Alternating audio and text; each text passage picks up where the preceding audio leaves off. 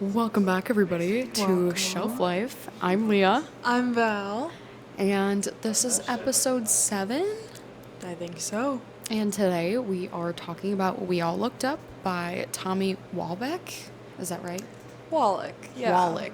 Okay. No B, but Okay. close enough. I was trying to read it from afar. That's okay. It's written kind of tiny. So today we are filming at Affogato in La Crescent. I am drinking a caramel hazelnut latte with oat milk. You go.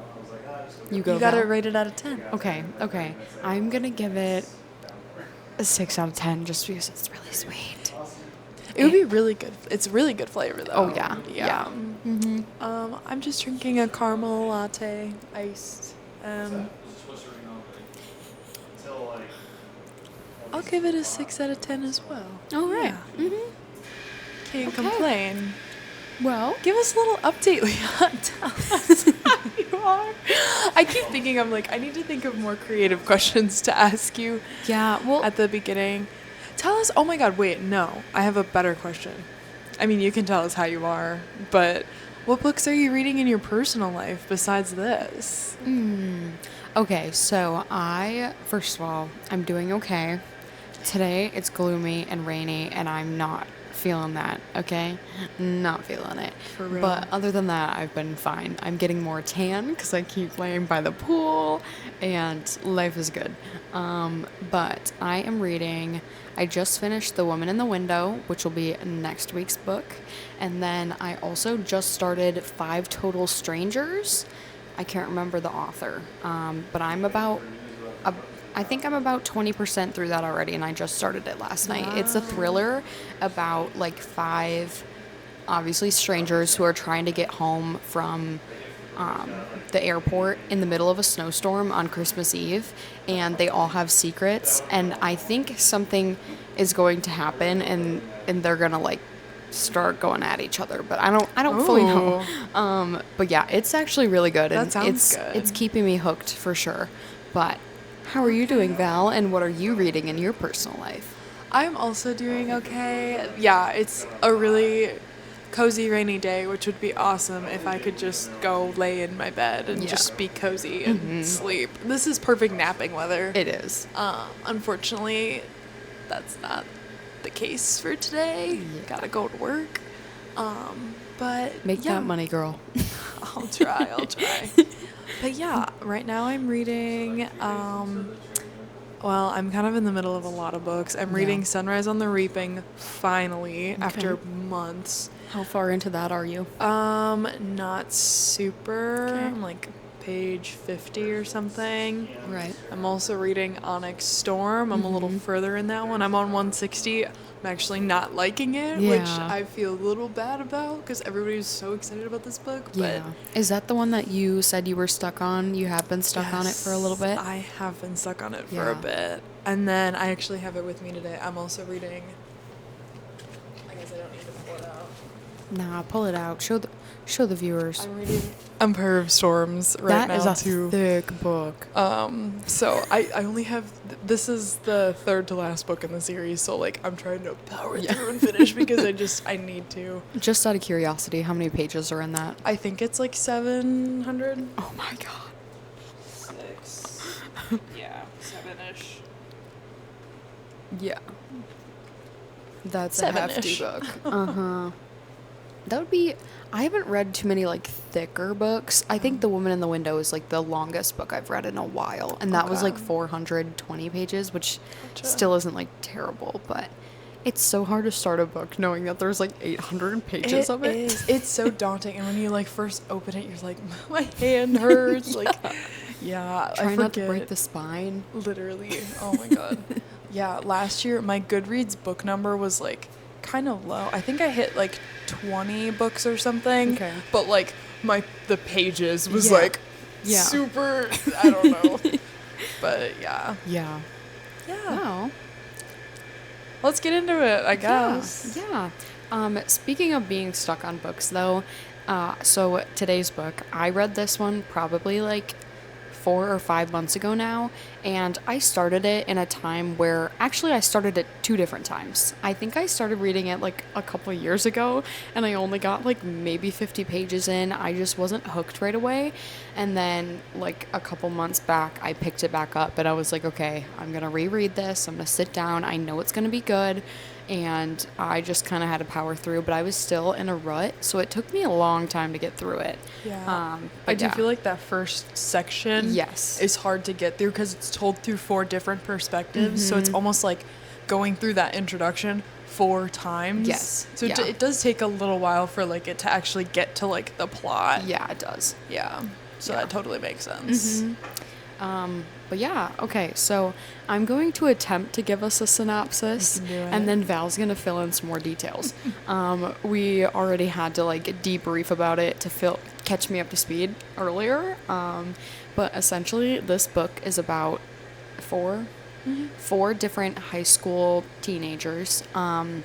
It's their senior year, and it's basically all of them are completely different personality types. And they find out that there's an asteroid that is coming and it's going to hit Earth, and they have 2 months left to live. So basically, they're all trying to like live as much as they can, like kind of just ignore the fact that they're all gonna die. And there's a lot that happens, but at the very end of the book, they try to make the most of it, and they try to throw this like really big party. So that's like mentioned a lot throughout, like I'd say the halfway through the book to the end. Like that's a big focal point of the plot. But yeah, so Val, fill in a couple more details. I mean, yeah, that was kind of a good like brief synopsis. It's like giving the Breakfast Club meets the end of the world, I guess. Yeah. Yeah, it's it kind of is also a little bit like love triangle-y a little bit too. So our 4 main characters that we have are Peter, Anita, Eliza, and Andy. I keep forgetting Eliza's name for some reason. Anita and Eliza are like too similar in my brain. They are. But yeah, those are our 4 main characters. Throughout the book, it just kind of switches perspectives throughout them. Peter, I guess, was kind of like this football, like kind of this perfect, like boy next door kind of vibes. Eliza is like very artsy. She's like very misunderstood, is very much like an outcast, is kind of like labeled as like a slut when she kisses Peter while he has a girlfriend, or he actually kisses her while he has a girlfriend. And then Anita is like super smart, very educated, but she has always wanted to be a singer, and her parents never let her follow that passion. They always pushed her really hard into academics. And then Andy is like a druggy skater boy, kind of like doesn't really have plans for the future, and is just like very much like living in the moment. Oh yeah. So yeah, it kind of follows these 4. Andy and Anita are the 2 who are planning this big end of the year party, as they both are into music. So they're trying to plan this. They're gonna sing and perform at it, and then I guess I don't know. I don't know where to go from. Okay, so throughout the book, going back to the love triangle idea, throughout the book we see the relationships between the characters like deepen, and they're, what do they call themselves? There's like a term that they use. It starts with a C. It's like I forget how to say it. Or one brief moment while we figure this out. It's like the What was that? The Caress. Okay, so they call themselves the Caress, which essentially it's just like that they're all connected. They're all in this together. Yeah, they're all like spiritually intertwined with one another in Yes. some way. Yeah. But so throughout the book, we see those relationships develop, and we see certain characters like kind of go towards one another. Like with Peter and Eliza, they reconnect. But Andy also has a thing for Eliza, so that's like the love triangle part of it. And there's tension between Peter and Andy because they both like the same girl, but Eliza is more into Peter. Andy just thinks that he can get her because he's just that type of guy. Well, he just wants to get laid before he dies. That's literally his he whole did mention goal. that several different Yeah. times. And then Anita on the sidelines, she kind of starts to develop feelings for Andy, but he's just so blinded by Eliza that he just doesn't see that Anita feels that way for him. But Yeah. we see them come together at the very end. So yeah. Yeah. So what did you think overall about the book? I think overall it was fun. It was very depressing and kind of wasn't exactly like there was a lot of chaos in the book, but it was more organized than I was expecting for the end of the world to be coming. Yeah. So, I don't Yeah. know. It was interesting. It did have me thinking a lot about like what I would do if I was in their situation. Like if I heard that the world was ending, like am I living my life the way that I would want to, Yeah. you know, if the world was ending? And Yeah. I don't know. It was just like, it was kind of a very interesting thought. I don't know. I thought the book was enjoyable. I thought like the 4 different characters' perspectives all offered something unique and different. And I'm glad that they told it through those 4 different perspectives because I don't think it would have been the same book without it. Yeah. But Yeah. overall, I actually really enjoyed it. Good. Okay. And rating? I'll give it a 4. Okay. Okay. So I'm gonna be I'm gonna be a little bit more harsh on the book, and I think this comes from the fact that it just took me so long to get into it, and that's partially just because I was in a reading rut at the time. So it's not really on the book; it's on just me in the time that I read it, I think. But I'm gonna give it a 3. I just didn't. I didn't love the pacing in the very beginning, and going through the introductory phase for each of the 4 characters was just kind of a lot. Like, I feel like there were more details than maybe necessary at times, so that kind of lost me, and maybe that's also because I'm used to reading thrillers too, so I'm just like, I need that hook to keep me, going. But other than that, it was definitely a book that had me thinking too. I remember setting it down a couple different times throughout, and I was like, what is life? But actually, like, it really did have me thinking about that too, and anything could happen. Like, yeah, absolutely. really. So, yeah. Okay, now that you say that, I'm actually going to change my rating to a 3.5. There is something about, like, I don't know. I did not really connect with the characters a whole lot. But I'm a sucker for, like, a coming-of-age story. And this Yeah. was very much a coming-of-age story. Yep. So, like, for that reason, I still enjoyed it. But, yeah, it's not, like, a phenomenal book. But it's good. It It's is. enjoyable. Yeah. I don't know. Yeah. Not a whole lot of critical analysis going on up here today. No. Yeah. Yeah. What else do we discuss? I think we could maybe go into some spoilers now if we want. Or like a deeper into the plot, Yeah, maybe? we can go deeper. I mean, spoiler, the asteroid does hit Earth. Everyone does die at the end. It's like at least implied.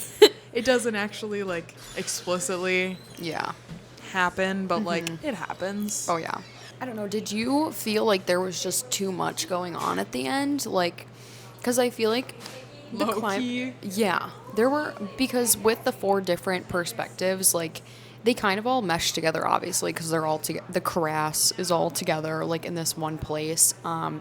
But I just feel like there was so much action happening at the very end, and it was just like, what? Yeah, to kind of summarize a couple of like the main plots in the book, there ends up being this big party. Anita and then Peter's sister Misery and her boyfriend, which is Andy's best friend Bobo. They all end up getting arrested at this party for like resisting the cops. After that, there's like a protest to release all these kids from this prison. They get released. They end up Peter's sister Misery ends up getting then kidnapped by her Her now ex-boyfriend Bobo. Yeah. And he kidnaps her and like locks her up in like a motel, and then they have to go on this kind of like rescue mission again. I do absolutely agree that it was like too much happening at the end. Yeah. I felt like that because like they have the protest to like get all of the kids out of jail after Yes. the party, and I'm like, to have that second kind of rescue mission Yeah, of yeah. like, oh, now Bobo's kidnapped Misery, Uh-huh. like that And- was like it was like the same thing It again. was, yeah.